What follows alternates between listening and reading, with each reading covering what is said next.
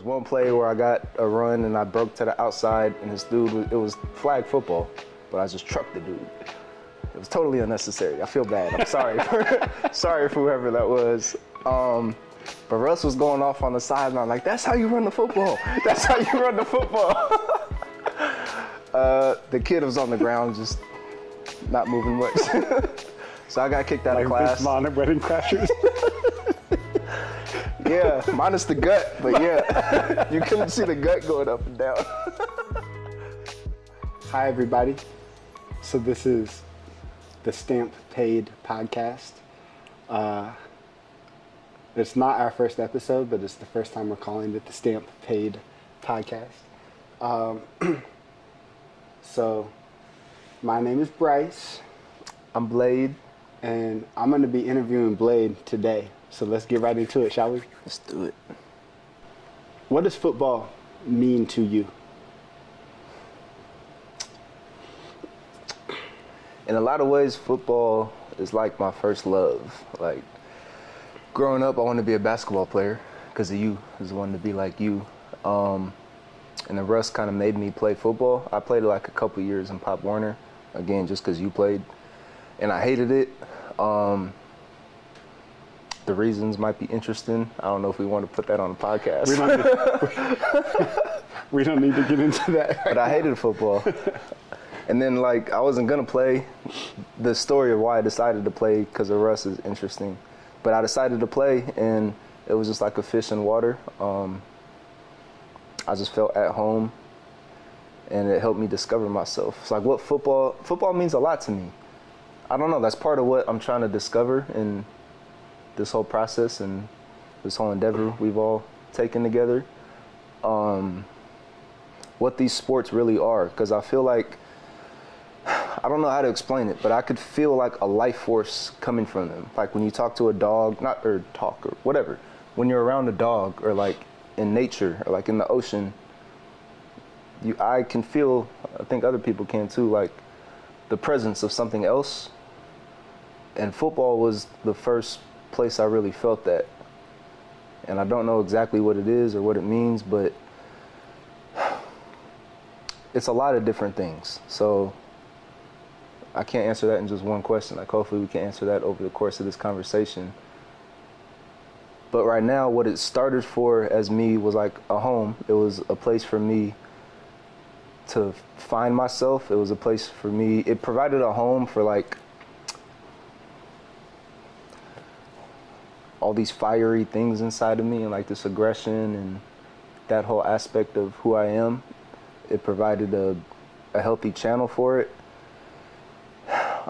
And it ended up being a lot more things in my life, but that's kind of how it started. Well, so let's break down what you said. I'm gonna just keep asking you questions to dig deeper. You mentioned Russ a couple times, and Russ was not your introduction to football, but it sounds like Russ was the catalyst that led to you football becoming your first love. Mm-hmm. So, who is Russ? Russell Gordon, senior. He's not technically senior, but RJ would technically be Russell Gordon Jr. I love both of y'all, but Russell Gordon Sr., he was my first high school football coach. I first met Russ in 7th grade when we first transferred to Campbell Hall. He was me and Stephen Mitchell's study hall teacher, and he would just like beat us up, like playfully. But he's a scary dude. He's one dude I would still not fight to this day. So he was playing with us, like headbutting us for fun and giving us Charlie horses. And he was just a cool dude. He was like going into Campbell Hall. I know you liked it. I felt a huge culture shock and I didn't fit in with a lot of the people there. But Russ was like, I identified with him immediately. And he immediately took a liking to me. I liked him. And from jump, the conversation was like, you're going to play football for me. You're going to play football for me. And I was like, okay. In my head, I was like, there's no way. And then I think it was that same day in 8th grade, you and I got in that bad fight going to school over Uncle Darren. And I mean, that whole like first semester, that beginning of that year was just tough, as you know. So you and I got in that fight, and I got a call from mom that morning about like how upset you were. So I just went in the bathroom and I just broke down for like, I don't even know, like an hour or so at school. Then I had to go to PE class, and I told the PE teacher, I was like, don't make me play PE today. Like, somebody's probably gonna get hurt. I was like, just let me sit out. Dumbass teacher was like, no, you have to play. Like, okay, we were playing football. So these little kids was trying to tackle me and shit. And I was being excessively physical for a middle school PE class. But Russ loved it. Like, there was one play where I got a run and I broke to the outside, and this dude, it was flag football, but I just trucked the dude. It was totally unnecessary. I feel bad. I'm sorry sorry for whoever that was. But Russ was going off on the sideline like, that's how you run the football. That's how you run the football. The kid was on the ground just not moving much. So I got kicked out of class. Vince Vaughn at Wedding Crashers. Yeah, minus the gut, but yeah. You couldn't see the gut going up and down. But other than that, kind of. But I got kicked off. I was walking off the field just breaking down, just like sobbing. And Russ pulled me aside. He walked me off to the field, and he talked with me for like, he was running his PE class, and he just abandoned the class and just talked to me. And I don't remember the exact words he said, but I remember one of the things that was really causing me turmoil that day was, I mean, one, that I hurt you that morning. I made you feel bad, and I mean, just all the emotions of the time. But I think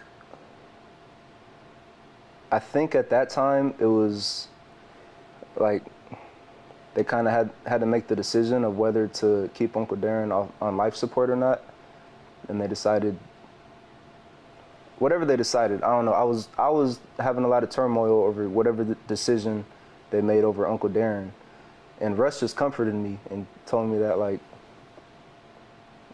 I don't even remember what he said, but just that, you know, they made the decision that they felt was right, and your uncle's gonna pull through. I don't remember what he said, but I remember just the feeling that he gave me, and he made me feel safe and like I could trust somebody, and I could trust him to be like vulnerable with. So I decided that day to play football just for him. Then the next year in 9th grade when I started playing, like, I ended up being better at football than I was at basketball, so that was cool. That, I don't know if that, I mean, that must have been a factor in why it felt so natural to me and like why I liked it. So part of football was like me wanting to live up to this potential I felt I had, but another part of it was Russ and not wanting to let him down. And like, okay, so Russ, he just got recognized for his 100th win in high school football, which is it's a significant milestone, especially like knowing Russ and just the effect that he has in people's lives. And like, he makes men out of a lot of people. He teaches boys how to be men, and not just, so there's so much to talk about. Well, let me ask you this. We'll get back to the maturity of Boys to Men, but sticking on, like, holding on Russ for a second and your relationship with Russ. My first, like, my 2 years I was at Campbell Hall, I remember, like, my earliest memories of Russ was him in the weight room, and like, he was still, his body has changed a little bit, let's just say that. But he'd be like, you know, doing his like paleo workout in the weight room, and this was when the weight room was like underneath Garver Gym, like in yeah. that they're like offices or classrooms now, yeah. but yeah, it was like there. So I'd be walking there, and he's like, Bryce, come over here. And he just lift his shirt up, and he's like, however old he was, he's like, I still got it, baby. He still does that. like I'm like, okay, Russ. So there was that, but that ended pretty quickly, and then every interaction I had with Russ while I was a student, my 2 years at Campbell Hall, was just like, he was just like, I can't wait for your brother to play with me. Like that, like, that's like pretty much our only interactions that we had. So, when you weren't around, at least what I observed, like he he definitely felt some type of connection with you. Okay, but so I want to get to. I wasn't around for your high school. I was in college, out of the state, when you started playing for Russ. But just kind of what I observed from a distance was, you developed this love for football, and our father, like, that was also his sport, and I saw him get like kind of. Well, I observed him develop a friendship with Russ as well, and be involved in. I felt it was an access point for him to be involved, like as an assistant coach or whatever. So like, without psychoanalyzing Dad, just kind of your impact and the role that football played. Let me summarize this question. What I'm hearing from you in terms of your relationship with Russ was Russ was a father figure to you. Absolutely. And he was your football coach through your first 3 years of high school. And so football was like the kind of the connection that y'all had, but in him being a father figure and then through football, it also kind of opened up a pathway of connection for your biological father as well. If not for you, it definitely opened up that connection for our father. So like, do you have any thoughts on that? Yeah, I have a lot. I'm probably gonna be a little limited in what I share. That's fine. Like, focusing it on football. Okay. But even with that, like, so it's I don't see any way I can't avoid saying, and it pains me to say, but I mean, Russ was more of a father figure than our dad was to me, even in those years. Russ used football to kind of clarify what I was trying to say earlier. He's done it with a lot of people, but especially me. And like, hearing you say that, it feels nice. It's reassurance. But I really feel like he was my father, and like RJ, his son, is my best friend. Like, I was his best man. Like, I would go and stay with them for like a week at a time, and like they became a second family to me. But Russ he became my father figure. He was like, I mean, he was the first person I felt like I could cry to and like not just be dismissed or just be told I'm soft or something. But then he used football to develop me into a man at that point. Like, obviously, you're always developing. But like, I started playing for him when I was like 12 or 13. And by the time I left, I was like, I've always been proud of the person I am. But like, by the time I was done playing with him, I felt comfortable going into the world, like, as a man. He used football, and it was very explicit. Like, after his practices, the speeches after practice, the speeches after the game, he would draw direct parallels between the difficulties in football and like having to show up for your team. Football is a very unique sport in that, for a few reasons, but one is just that it's very physically difficult and dangerous. And like, because of that, you have to rely on your teammates in ways that you don't necessarily for other sports I played. So he would draw direct parallels in being a good football player and being a good teammate, and then teaching you how to translate that to how to be a good man and how to be like a protector of your family and the people you love, how to be a provider, and how to just be like a rock, like how to just be that steady presence that a family can rely on.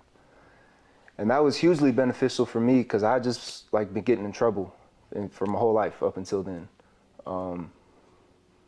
Like, mostly for like fighting type stuff. So he taught me how to channel that into a healthy way and how to harness it. And as far as our own dad, those 3 years were definitely the years I spent the most time with him, and I felt the closest to him.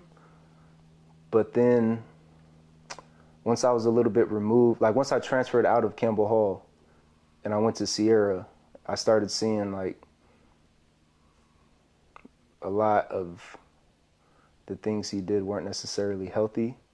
A lot were. Like, I do have memories where some of the other coaches would try to play favorites with other kids, and he would stick up for me. Like, when push came to shove, Dad did have my back on the field, like at that school. He did. But the big thing I noticed in getting away from Dad and Russ, because like, so the thing with Dad and Russ is I had to be perfect. I couldn't make any mistakes. Not even a mistake. Like, you know, one time, I never came off the field, like never. So I was exhausted every time. Do you want me to tell the story when I was home from school? Go ahead. So I was home from school for like a weekend, and it was like summer practice. Like the season hadn't started yet. Practice. But it was a full contact practice. Talking about practice. That was our last conversation with Allen Iverson in basketball. But y'all had a full contact practice, and you were like, yeah, it was practice.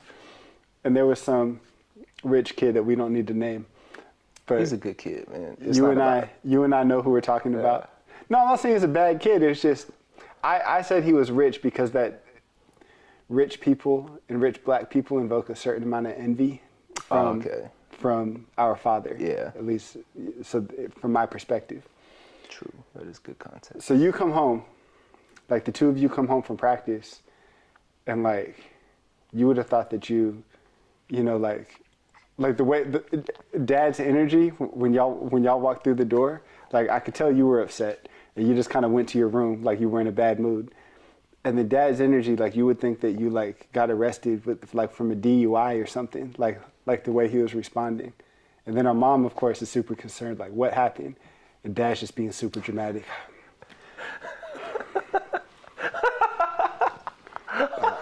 I don't know, Pam. She's like, what? Like what happened? Blade has to figure out what he wants to do. Like he has to figure out if he wants it or not.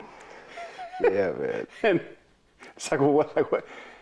Just in practice, like this other kid, like he hit him. Hit me. Like he hit you. Didn't tackle me. Like, didn't get me down. Like y'all were doing a content, like you were running the ball and he tried to like tackle 15 you. yards on the play. It was a good run. So to the point about perfection. Okay, so well, hold on, real quick on perfection, because that's like Alec and I have done a video on this. Like, this is something it's a super valuable lesson that comes from sports, but I think sports culture kind of just steamrolls over it. There was a value in being held to that standard. Like, life after that was a little bit easier, and like achieving things. There's value in being held to that. But I think sports culture needs to find a balance between like perfectionism and winning. Because, I mean, part of the value of sports is competition, and like there are arenas where it's valuable to just like the goal here is to win, but that's not the end all be all. Like for Dad to have that reaction, one of the most valuable things about sports is it gives you an arena for play, for low stakes competition, and I don't know if we need to get into all of it now, but that helps develop you as a person. Like literally, there's a concept called personal play identity, which you develop as an adolescent, just playing games. And it's so valuable because you can explore different roles, you can explore different outcomes, you can engage in non-linear thinking. So like, not if A then B, B then C, like you don't know what's gonna happen. You can engage in all these different things and like learn about yourself and how you show up to life in different scenarios. But you can't do that if you're rigidly attached to the outcome of winning, and I can't make any mistakes. Like mistakes are literally the way you learn. Like we don't need to get into all the chemistry, but when you make a mistake, it triggers all these chemical reactions in your brain that is literally molecularly how you learn. So like you have to be able to make mistakes, and sports are such a great arena for that. But I don't know. So that's one thing I hope we can like explore with everything we're doing here is a balance between competition and play. I want to hold on specifically the sport of football, and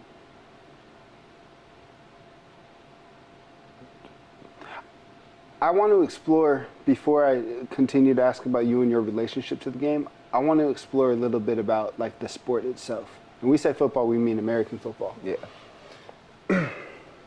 I did not play. Like I am at most a casual fan. Like I know the rules, but I don't know the intricacies. But just from kind of a broad historical perspective, I think that football is very much like a metaphor for like the military. Mm-hmm. I don't mean politically. I mean like specifically the army, like infantry, like the formations, battling for turf, like the game of inches, all of that kind of stuff. And it seems like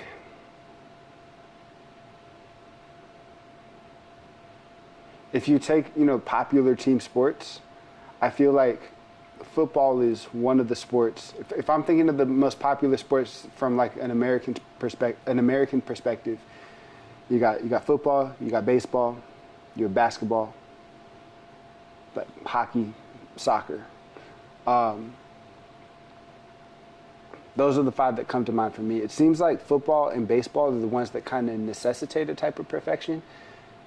And holding on football specifically, because there's so much that goes into the preparation in terms of like noticing formations before the ball is snapped, like just kind of understanding strategy and the fact that after every play you get 40 seconds to regroup, as opposed to like a sport that I'm familiar with, basketball, where so much of basketball is reacting to what, like you can't predict, you can't predetermine what you are going to do to the extent that in my mind it seems like you can with football. Definitely. Yeah. So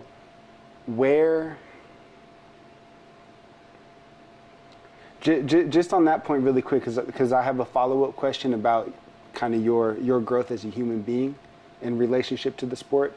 But what you were just saying about play and developing yourself with play, if you connect that to like football being a team sport and the specialization of the positions and the connection that it does have with like being in like being a part of an infantry, like being a part of like a platoon, where is that balance for like learning from your mistakes and being perfect? I mean, I don't know. That's one thing I'm exploring. As you were talking, the thought came to me that part of it is I just wasn't good enough at football to play. So I was just telling you about a certain model of like mastery and competence. When you like one way to think about mastery is a combining of new rule sets. Like you've developed such proficiency in the existing rule sets that now you have the freedom to mess around with them. I wasn't good enough at that point in high school to do that. I mean, I don't think any point in football. I don't think many people are, except for like the extreme outliers, like AI, like Allen Iverson when he played in high school, he could do that. Crazy people like in football. Yeah, no, like yeah. Well, yeah, he's a freak. That dude is nasty. But even like what's Cheetah's name? The receiver? Tyreek Hill? Yes, thank you. Tyreek Hill. Like he's so good, he could just try his shit out there on the field and it'll work because he's that talented. Most people aren't, and especially like in a game like football, where the stakes are so high and it's like there's somewhat dire consequences if you mess up. I don't know where that balance is. And it's also hard because it's a business. So like Russ's livelihood was dependent on us winning, and like these coaches, which is a crazy thing as a high school coach. Like your livelihood is dependent on these fucking teenagers being consistent. Like that's crazy. But all right, I don't know. Where would the balance be? Honestly, don't know. When you combine the sport with business like that and commerce and people's livelihoods are dependent on it, that doesn't seem like the place to play. So maybe there needs to be like separate leagues, or if we're thinking about just football specifically, I don't know. What do you think? Well, I'm the one interviewing you, so it's a conversation. It is a conversation. I'm not I'm not so much talking about the structures in place, like in terms of like Pee Wee football and high school football and the NCAA and the NFL. I'm talking more about like the approach to the game itself.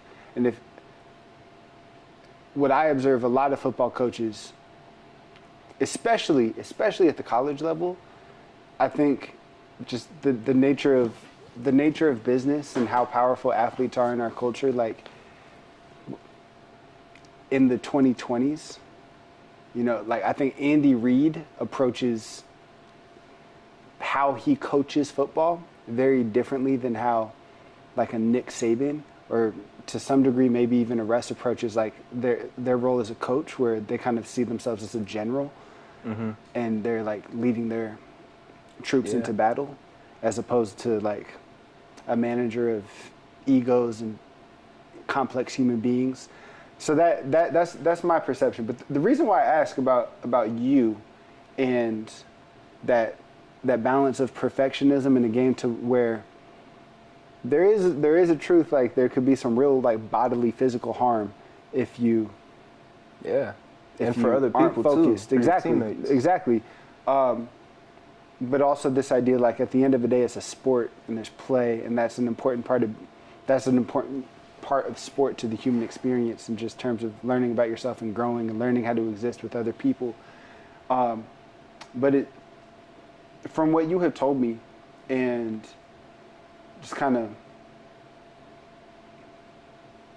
the notes I have just for that I asked you to write down, was that Russ, who is a father figure, and our father, who is your actual biological father, when you were in high school, they would play mind games with you, like making you, always reminding you that you were not perfect, because, and these are your words, quote, I didn't know I was being quoted on those notes. Well, then I won't quote you, I'll paraphrase you. Let me see what I said. Quote, really pissed me off because I played better when I was angry. Yeah, when I get mad, like people they see red. I don't see red. I get like extra focused, and my mind just starts visualizing all the different ways I could take to do something. Like all the other shit gets blocked out, and I get laser, like my focus is heightened when I'm mad, and they saw that, so they would like play games. They were showing me newspaper articles like, oh, this running back's getting more press than you, or like he's getting recruited more than you. And it would work. Like I would go out and play good, but that's kind of fucked up to do to a 13-year-old, 14-year-old. And I know it was no ill intention. Like they were trying to win. They were also trying to push me. I think the game, I'll keep it to just football. I think the game has evolved a significant amount since I've played, and Andy Reid, I think, is like evidence of that. And there is more room to just let athletes be athletes now, and people are learning that. Like I don't think Russ would do that anymore. Like, and if I had told him that, like, hey man, this is like probably psychologically damaging to me, like you can motivate me without doing this, he would have done it. I think a lot of it is just we're growing as a species, and like we're learning the proper ways to navigate our own psyches. I want to be very clear. We have talked about this. Like our intention with these conversations and just this whole project that we're doing is not to judge or condemn. Yeah. Like if we talk about mistakes in the past, is to understand where those mistakes came from and how we can mitigate the harm that those mistakes caused, like in our approach to life moving forward. So let me ask you this about the anger. You said it was effective. It made you play better. Like there is a certain type of like pettiness. And I don't mean that in a judgmental way. Like there's a pettiness in that competition, and then connect that. And you said that Russ is not alone in terms of just coaches drawing parallels between the sport that they're coaching and life. Mm-hmm. And so like you have to be better than the next in this sport, and you also have to do that in life, because life is like a zero-sum competition. Sometimes it kind of is. So this is my question. Like, so do you think, from what I heard, for you, anger and approaching football as a zero-sum game, that you said it made you play better. So that was like a useful thing for you. Am I hearing that correctly? Well, Was anger a useful tool for you in football? And then the second part of that question is, like, at this point in your life, do you think anger is still a useful tool for you in life? So yes, anger was a useful tool for me in football. I should also say I definitely have a predisposition to perfectionism. Like, I gave myself an ulcer in 5th grade because I needed to get 100% on every test. Like, it wasn't their fault. Like, I had a predisposition towards it. But yeah, it definitely helped in football. And I think that's just kind of the nature of football. Like, with it being such a violent game, like, people are out there trying to hurt you. And, like, whether, like, you don't have to be trying to hurt them, but, like, you can't half-ass it. Like, you can't have a moment of hesitation or you will get hurt. So it helps, even if it just helps, like, adrenalize you. In where I am in life now,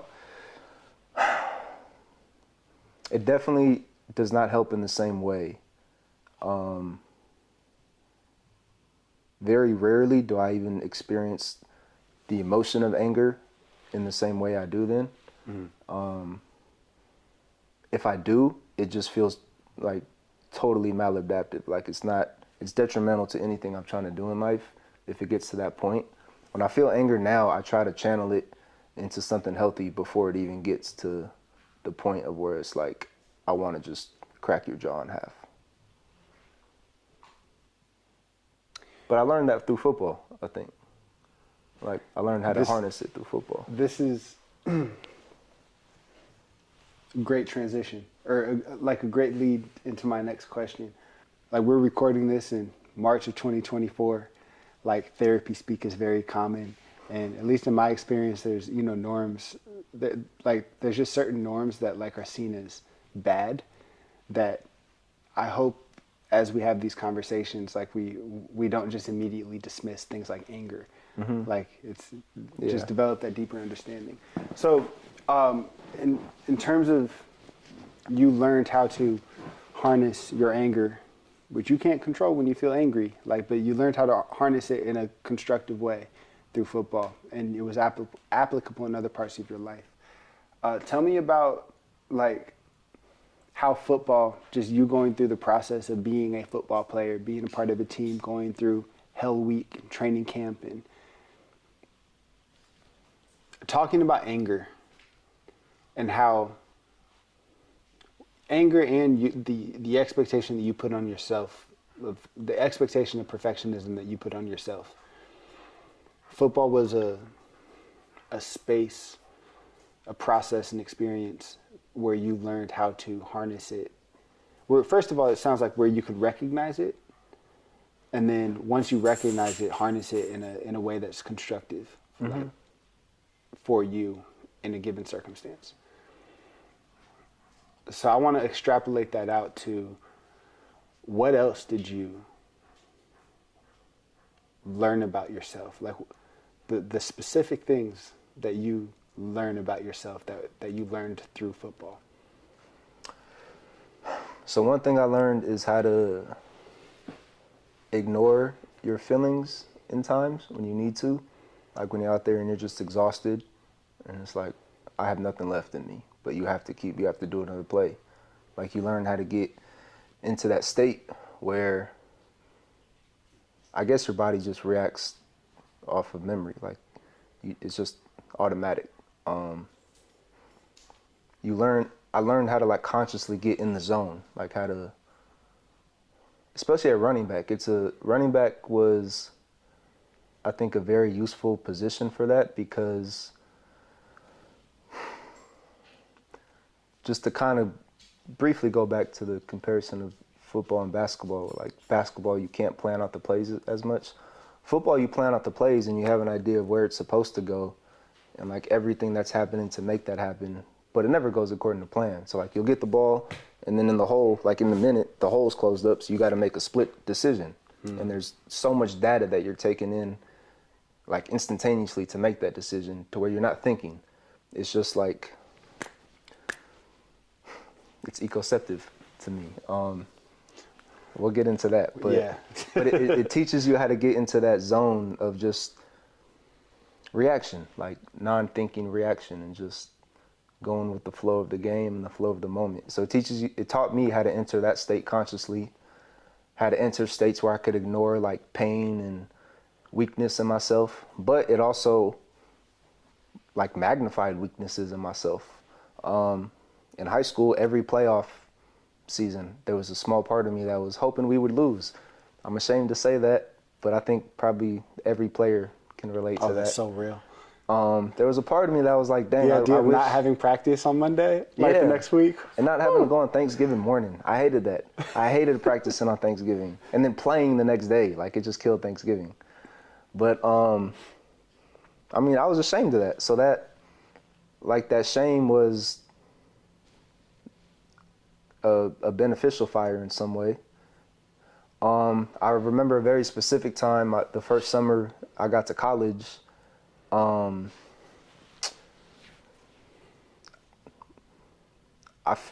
feel like certain coaches didn't want me at the school and on the team, so they kind of were trying to run me out.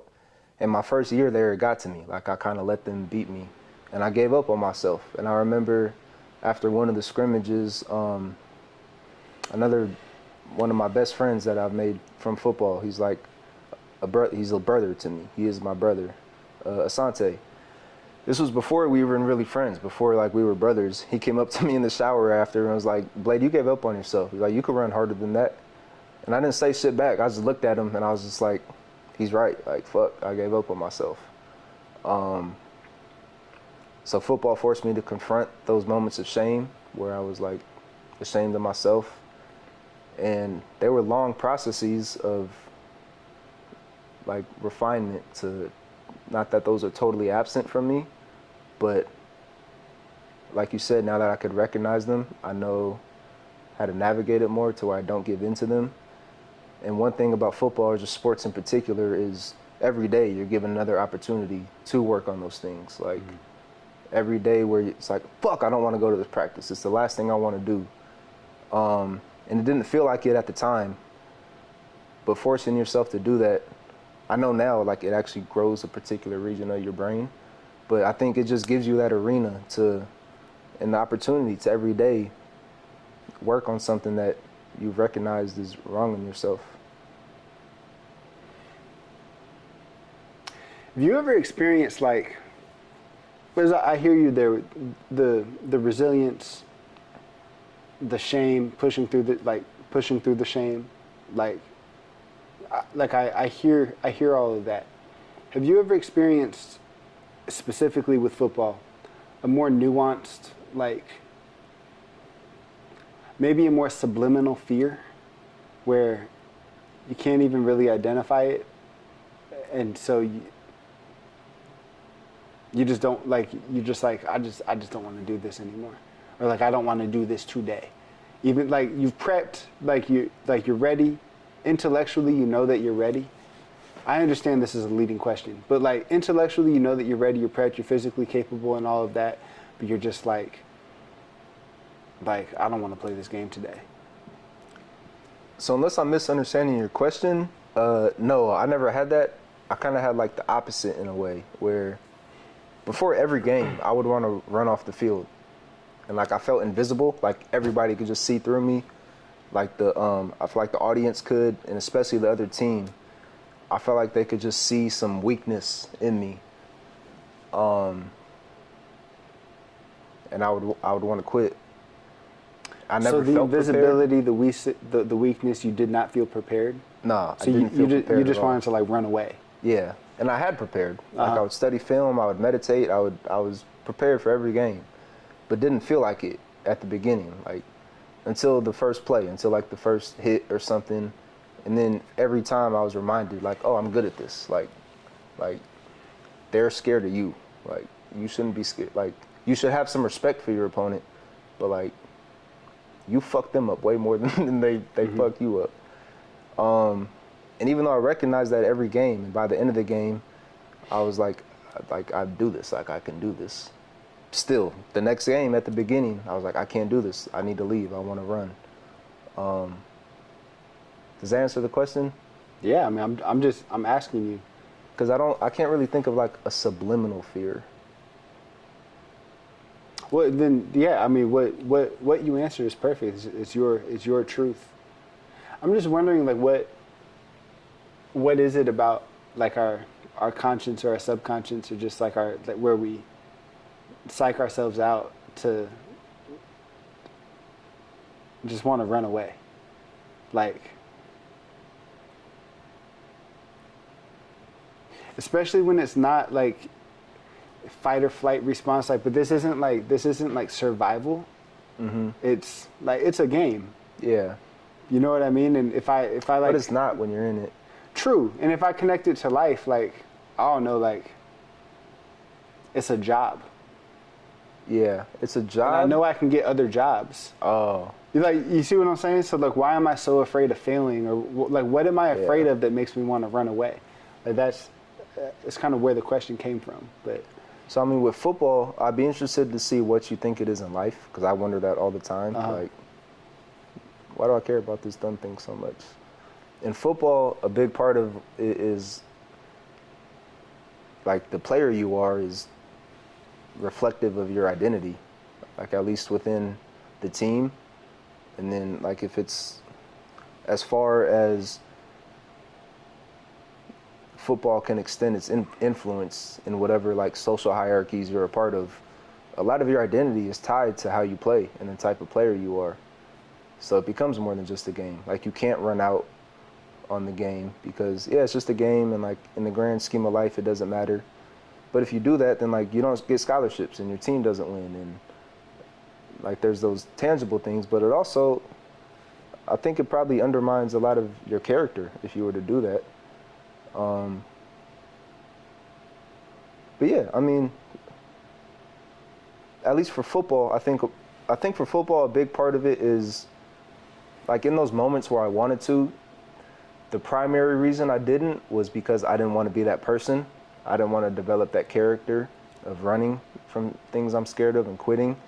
And two, I didn't want to quit on my teammates. Like, I was pretty sure they were all probably feeling the same way. So it's like, I mean, you've already suffered so much together with your brothers on the team. Like, I can't leave them now. I have one more line of questioning before we kind of do a hard transition. I'm realizing something listening to you. And maybe I'll connect it to when you talked about, like, you learned how to get in the zone. What role, if any, did joy play in your in you being a football player? Thank you for asking that, because I guess I haven't talked about that at all. Because what I'm hearing, like, other than the zone, which, like, that, it's your, like, it's pretty negative. Your anger, your resentment, like, you're doing something because you don't want to be weak or a coward to this. You don't want to let people who are relying on you down.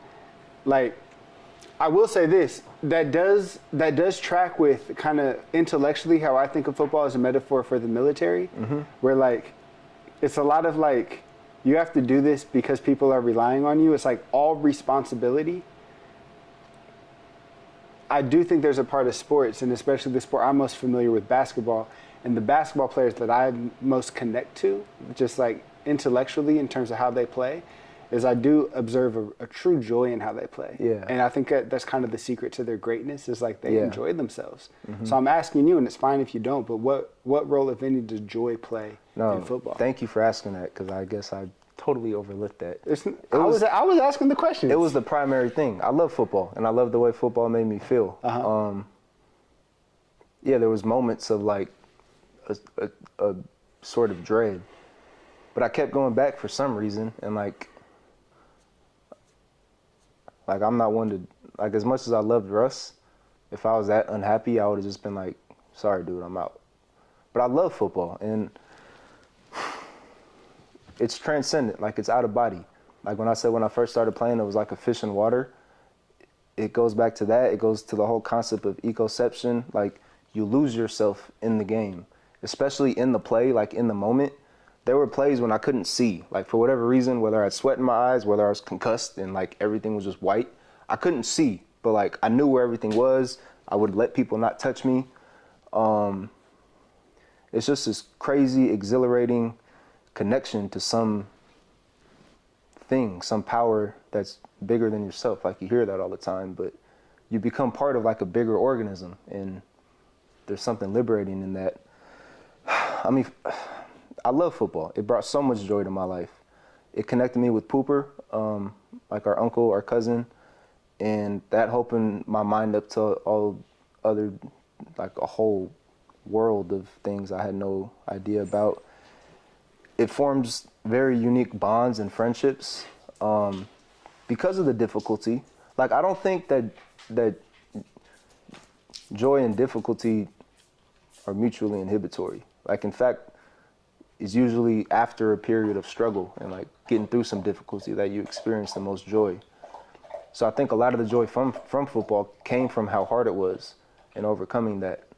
But then it's just a beautiful sport. Like it's a beautiful expression of all these different things. It's violence and it's brotherhood. It's all these things. So football, like it's joy, it's brotherhood. Yeah, how do I explain it? I mean, you hear it before, but it's like poetry in motion, and it really is. Like I'm not gonna be able to put it into words, but like when I'm playing and when I see another player do something beautiful, make a great play, like it's such a beautiful expression of athleticism and fluidity, and sometimes it's just raw strength and power, sometimes it's elusiveness, and then all the time it's this incredible strategy and game planning, and I can't put it into words. But I will say this, you said like for football with you, like once you made the connection with Russ and started playing, it was like you were a fish in water.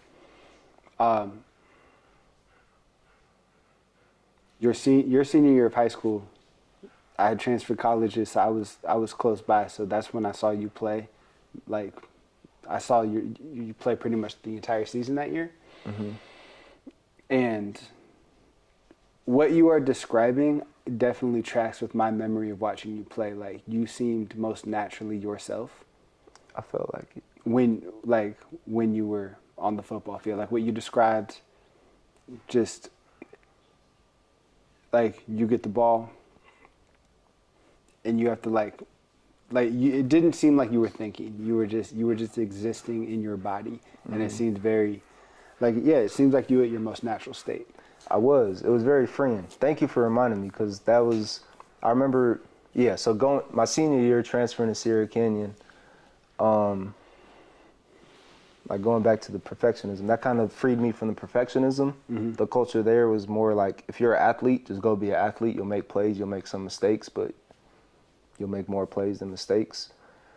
So that was a big learning point for me. But then another one where I realized that football let me kind of just be my unfiltered self when I was on the field, and I just fell into this natural thing of being me. It was my freshman year, and I was starting on varsity. So I was this little 13-year-old going against 18-year-olds. They seemed like grown men.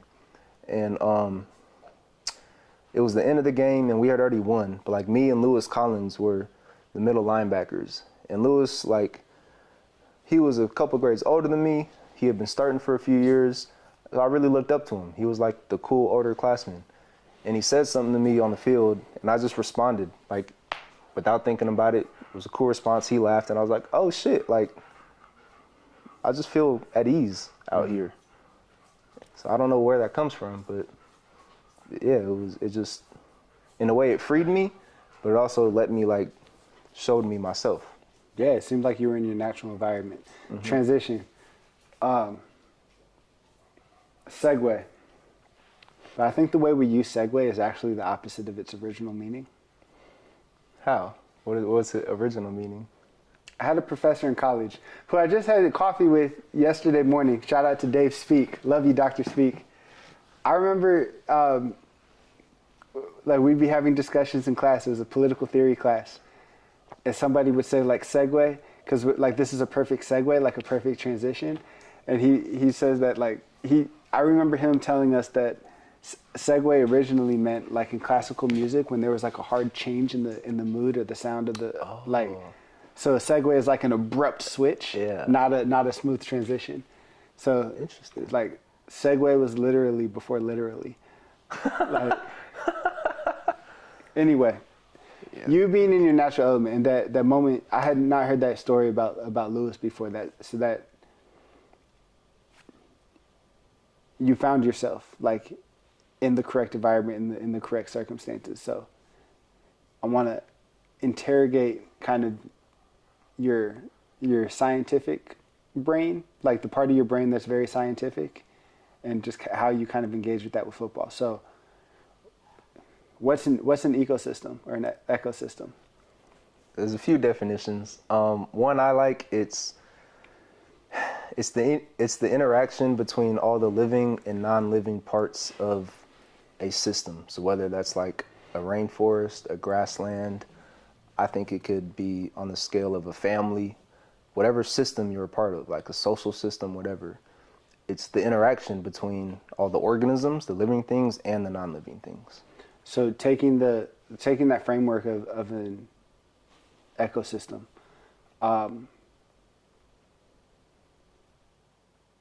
why does the phrase "fish in water" have like what does that mean? Like, why does that mean that you're like in your natural element, using the framework of an ecosystem?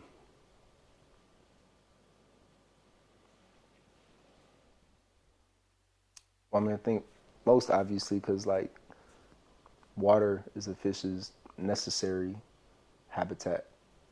They would die without it. So like, but it's also just like you said, like you're in your element.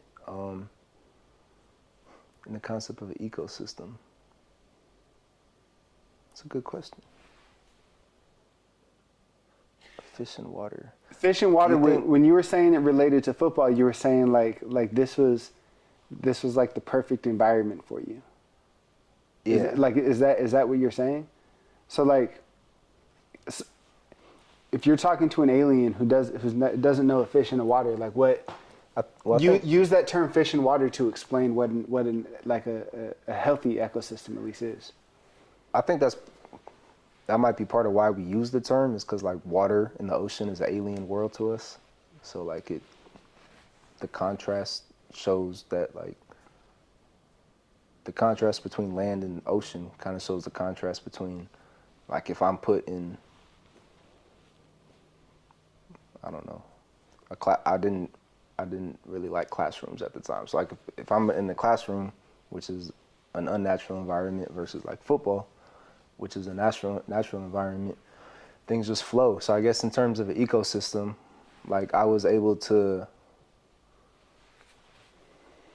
okay, I guess if I was gonna look at it through the framework of an ecosystem, when I was in football, I didn't feel like my presence in that system was a disturbance. It was harmonious. That's an interesting way to put it. Okay. Like I'm getting it.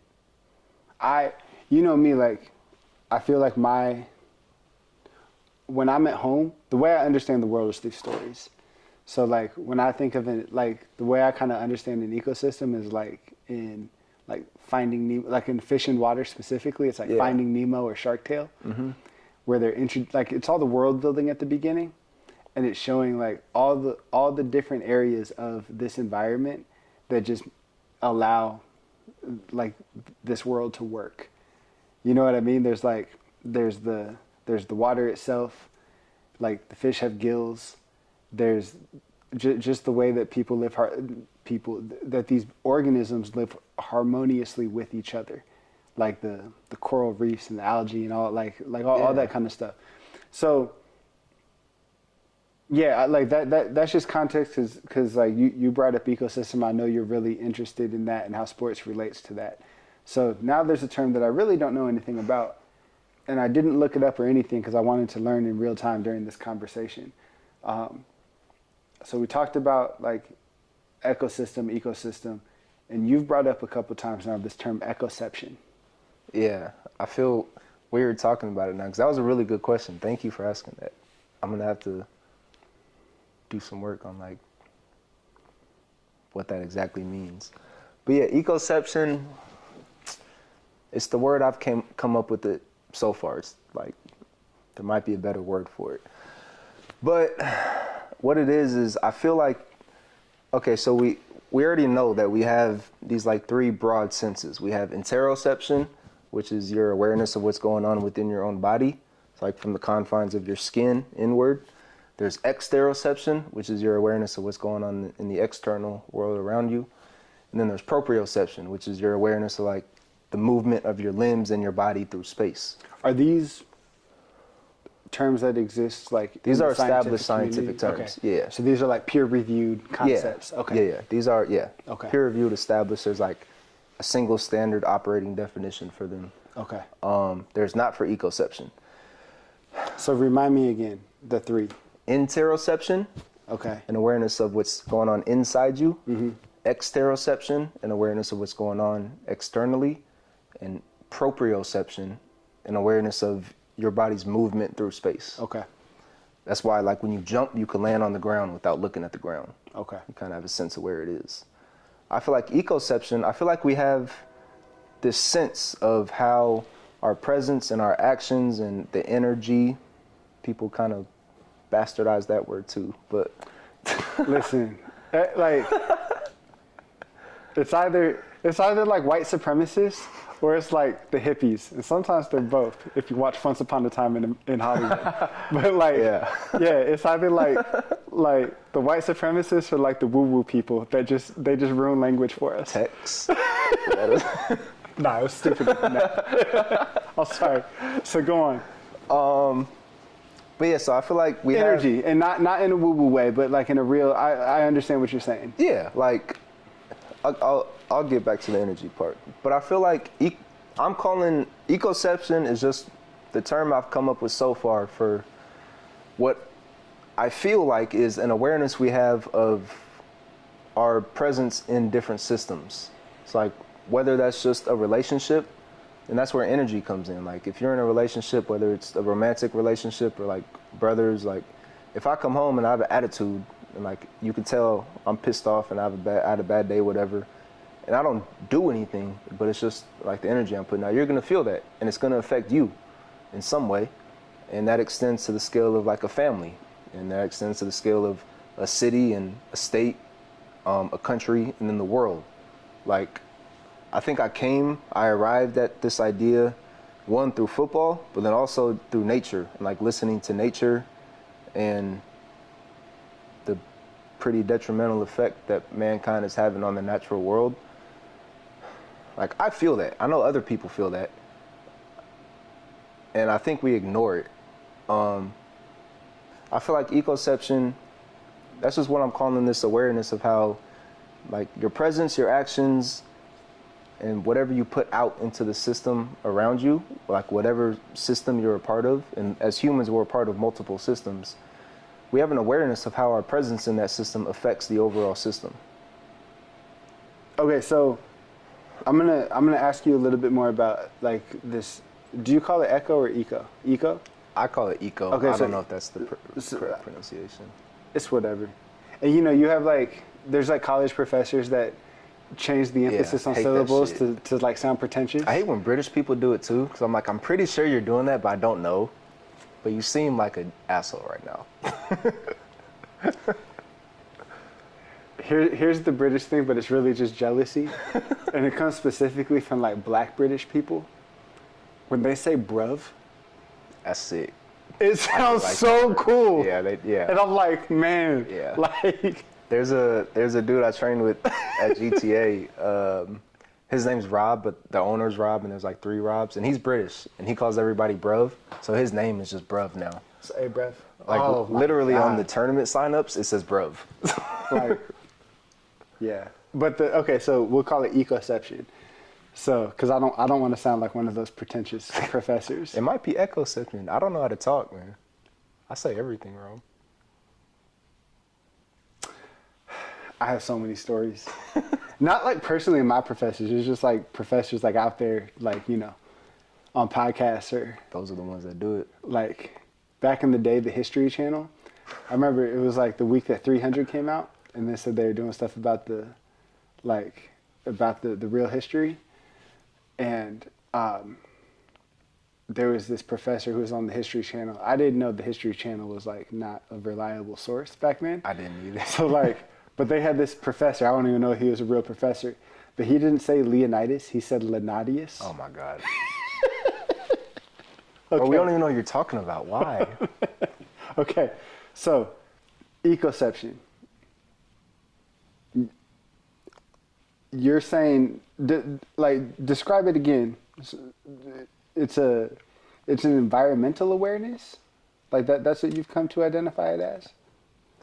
Yeah, but environment doesn't necessarily mean just like a natural environment outside.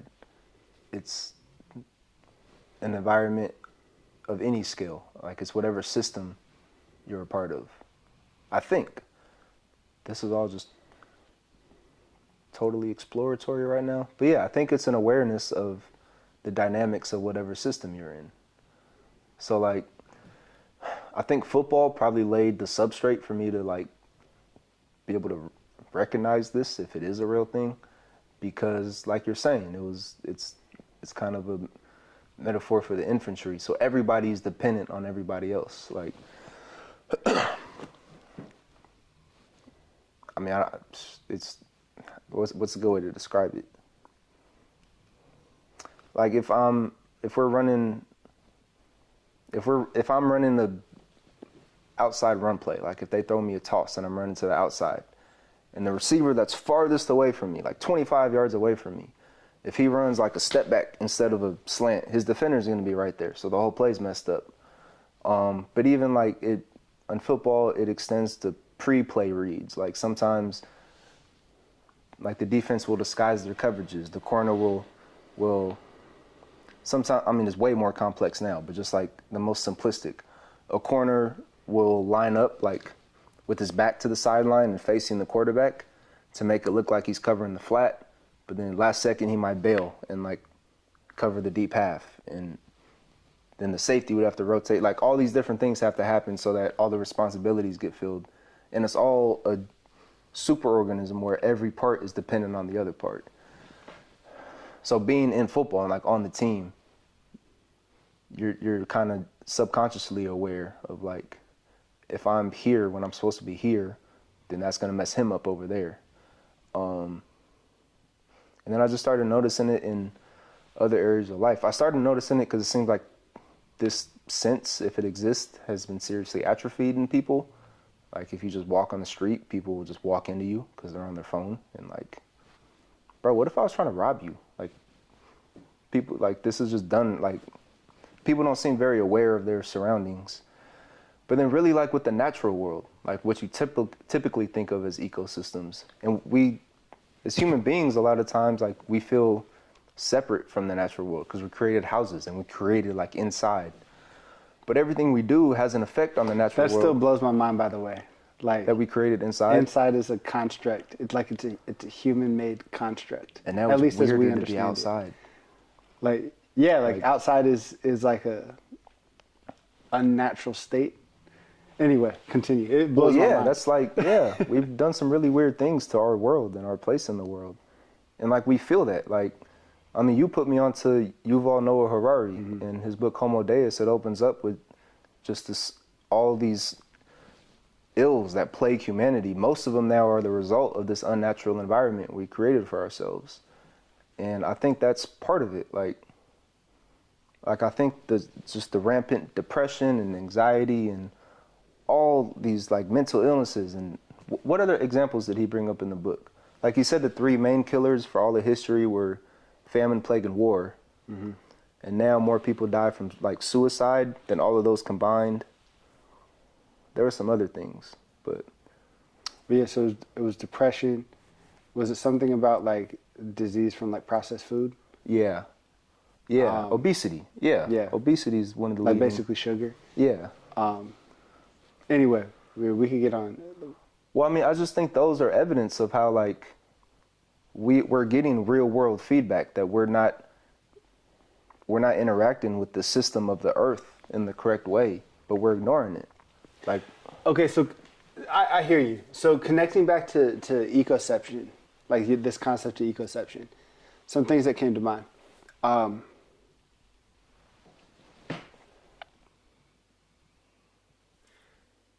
couple months ago, I saw Hank Green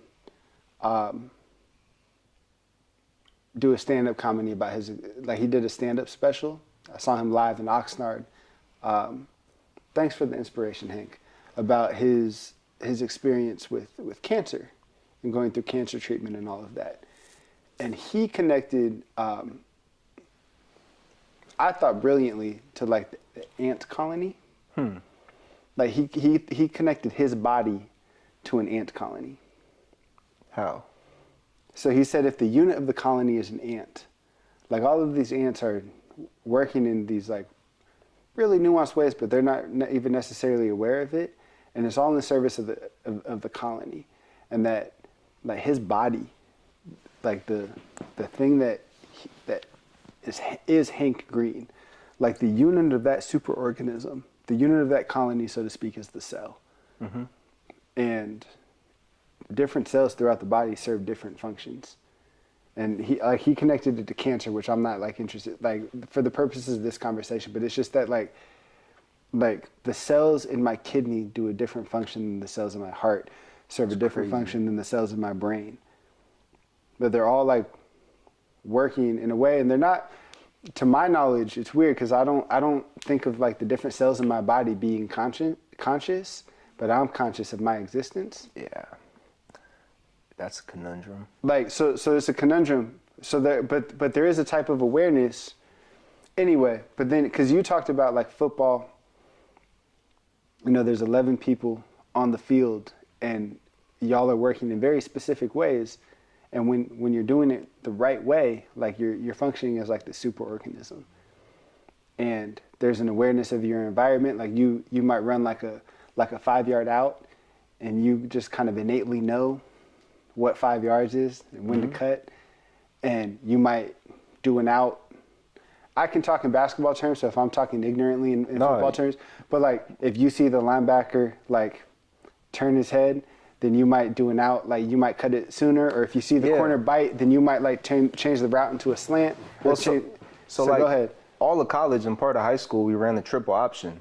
So a lot of that is just like the whole offense has to be tuned in to the same reads of what the defense is doing. The most basic part of it, and then there's like branches off of it. But let's just say like the quarterback gets the snap. It's a play action to the running back, so he's reading like either the outside linebacker or the DN, and then from there he'll decide to either give it to the running back or keep it. If he keeps it, he has the option to run it, and then he's making another read of whether he keeps it and runs, or if he passes to this receiver or this receiver based on what these linebackers and these cornerbacks are doing. And like the running back, the quarterback, the receivers all have to know those reads and play off of it in real time. And from my understanding, there's situations like, again, I can speak from basketball, but we're talking about football right now. Like, you might be running a route like out of the backfield, and especially when you're playing with RJ, because y'all were so connected, like he's made reads that you're not aware of, but you turn your head and the ball's right there. Bro, that still happens. So like last year, we played a little flag football league with our center, Willie Wright, who was smaller than me but played center. But anyway, we played a little flag football league. Will Wright and Bill Left. I forgot about that. God, Willie's actually hilarious. Bill Left is one of the funniest. Bill Left is Will Wright's Hank the Tank. Oh, sorry, continue. You put him to bed. He's been sober for a while now, bro. But so we played a little flag football league last year, and RJ and I still have that connection. It's crazy. Like I would run a route. It was always like there was like 3 different times we scored on a post. I would run the route, I'd run the post, and not once did I look at RJ or the ball. I would just run the route, and I just kept running. I knew when to stick my hands out, and the ball was there. After 10 years of not playing together, we still have that connection. So just hypothesize, like you don't have to have a working theory, but just hypothesize, like make some connection to that in your understandings or your thinkings on ecoception? Part of it might be this thing called conditioned place preference. I think it's either operant. I think it's conditioned place preference. If you go to like a place where you had a good experience, you have a physiological reaction that mimics like that good experience, and the same if it's bad. Like trauma bonding? Yeah. Okay. Probably similar. I don't really know the mechanisms exactly of trauma bonding, but probably me neither. I just hear the term used a lot. Yeah, but probably the same. I mean, it's probably all the same things. Like one really cool thing about sports I'm noticing is I'd be interested to hear if it's the same dimensions of memory that the op-ed was talking about. But sports, it trains up all these different systems of memory. Like first it's working memory when you have to just like, when it's new and you have to just remember the play. But then you do it so many times that it gets passed off into these automatic parts of your memory. I think part of it for me and RJ is we developed that connection and like those memory pathways, if that's a thing. We developed like that circuitry within ourselves during puberty, like during our formative years. So that probably has some type of organizational effect on how we develop, and that's probably why it's still there. Part of it's also, it must be football. Like if we think of football as like a fish in water, like we're back in that environment. So maybe our body just remembers like what it needs to do to survive in that environment. I don't know. I would love to be able to like study this stuff for real in actual school, like with actual neuroscientists, and learn what it is. Well, let's wrap up with that. I will just ask you, you said you want to study it for real. So I guess I'll challenge you right now to start formulating like the questions. I'm think of this conversation, if we think about like the scientific method, it starts with like observations and questions. Mm-hmm. That's what this conversation has been. And then so like what are some hypotheses that like some experiments that what are the things you're thinking of to further develop this idea of ecoception and to better understand to get a better understanding of what you've been observing, the questions you've had, and the role that football has played in those observations and in those thinkings. Like what experiments could I run? You said you would like to study this for real. What does that look like? That's the most succinct way I can ask that question. Honestly, don't know yet. I need to give that more thought and like real deliberate thought on how you could actually examine these things.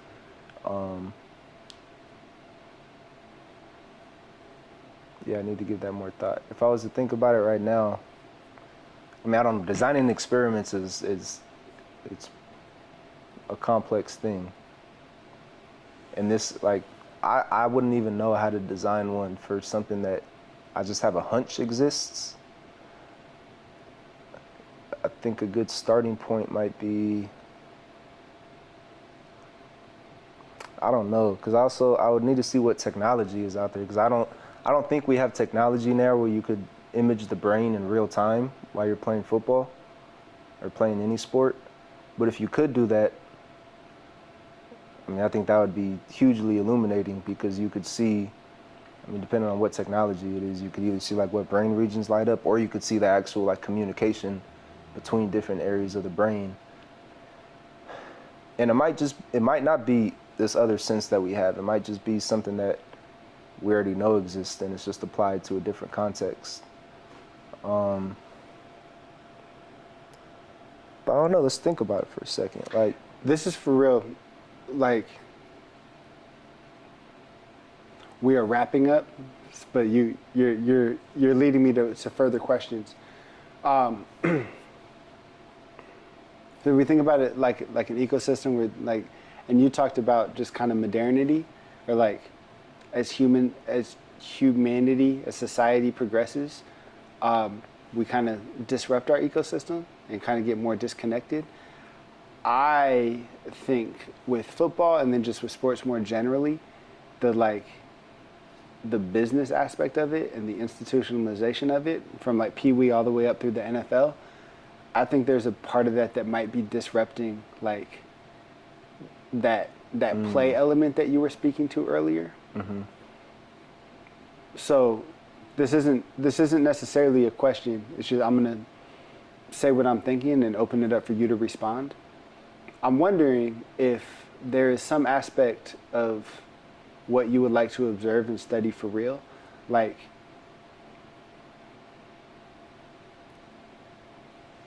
observing that progress within like the capitalist system of football, and then just if there's some version of just like the community play aspect of football. You know what I mean? Even what you were speaking to earlier with Russ being a father figure, like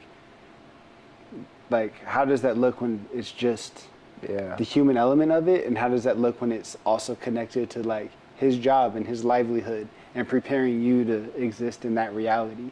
Like these are things that are coming to mind for me. Yeah.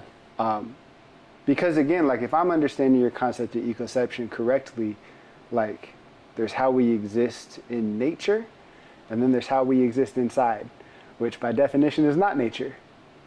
But it's kind of become our nature. Like like this stuff is complex. But do you understand what I'm like? Yeah, definitely. How I'm getting, like why these thoughts are coming up in? Absolutely, me? yeah. And so like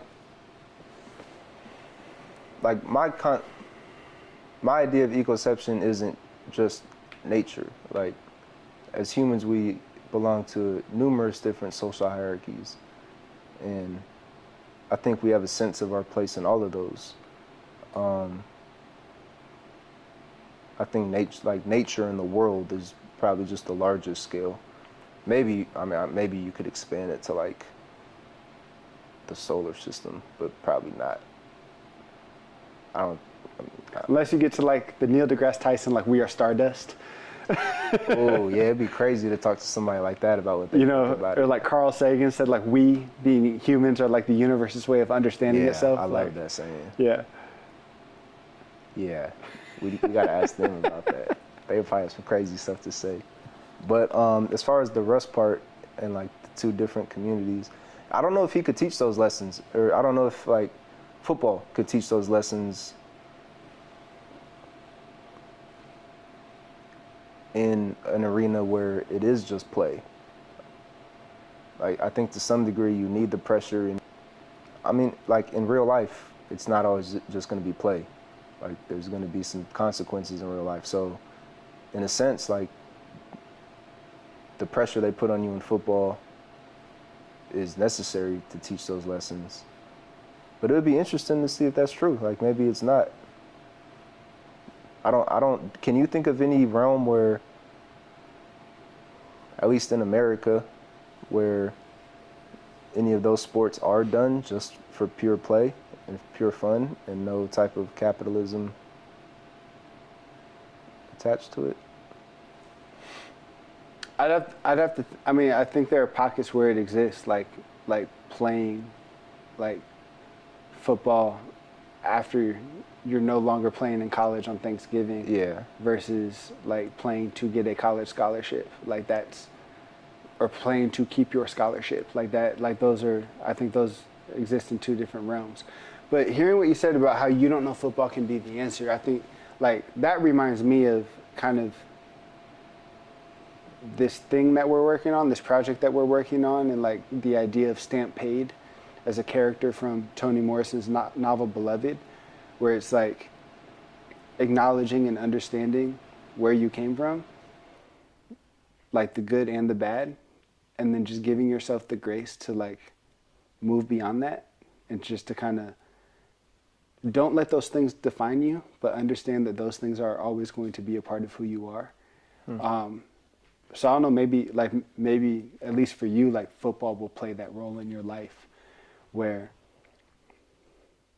there was a time earlier in your life where that was the mechanism that was football was how you came to understand who you are, and now your understanding of who you are is evolved past football.